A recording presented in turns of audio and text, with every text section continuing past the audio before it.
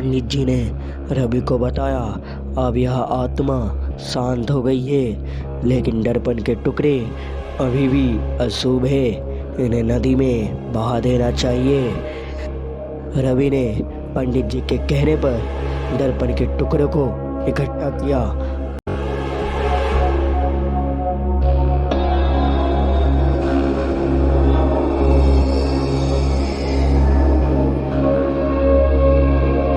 और उन्हें पास की नदी में बहा दिया।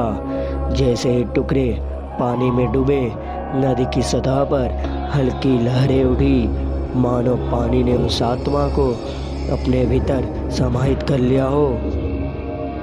उसके बाद रवि ने घर को एक बार फिर से सजाया और वहाँ रहने का फैसला किया। धीरे धीरे वह अतीत के भयानक अनुभव को भूलने लगा। घर अब पहले जैसा नहीं था, वहाँ अब कोई अज्ञात शक्ति महसूस नहीं होती थी। कुछ महीनों बाद रवि ने अपने पुराने दोस्तों को अपने नए घर में बुलाया। सभी ने मिलकर बहुत अच्छा समय बिताया, लेकिन जब उसके सारे दोस्त वहाँ से चले गए और रवि रात में सोने गया, तो रवि को फिर से वही अजीब सा एहसास हुआ। उसकी आंखें खुद पर खुद उस दीवार की ओर उठ गई जहाँ कभी दर्पण टंगा था। दीवार पर एक हल्की सी छाया फिर से उभर रही थी और इस बार छाया के पास से हल्की हल्की हंसी सुनाई दे रही थी। रवि समझ गया कि कुछ कहानियाँ कभी खत्म नहीं होती। शायद वह आत्मा पूरी तरह से मुक्त नहीं हुई थी।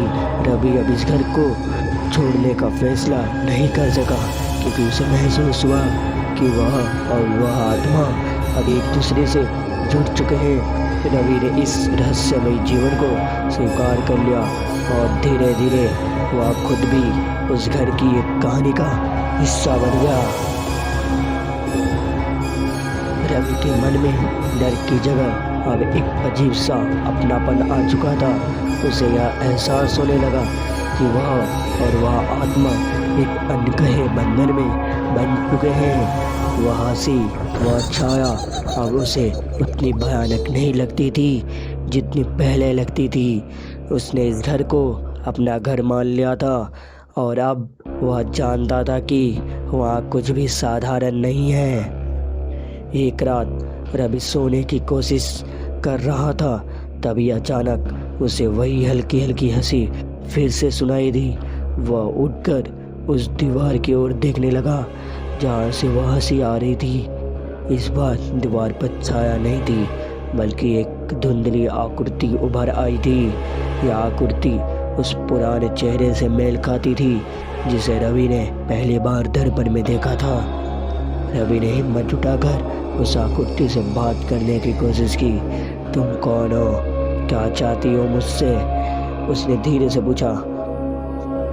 आकृति ने जवाब दिया, लेकिन उसकी आवाज़ सीधी रवि के कानों में गूंजने की बजाय उसके मन में सुनाई दी।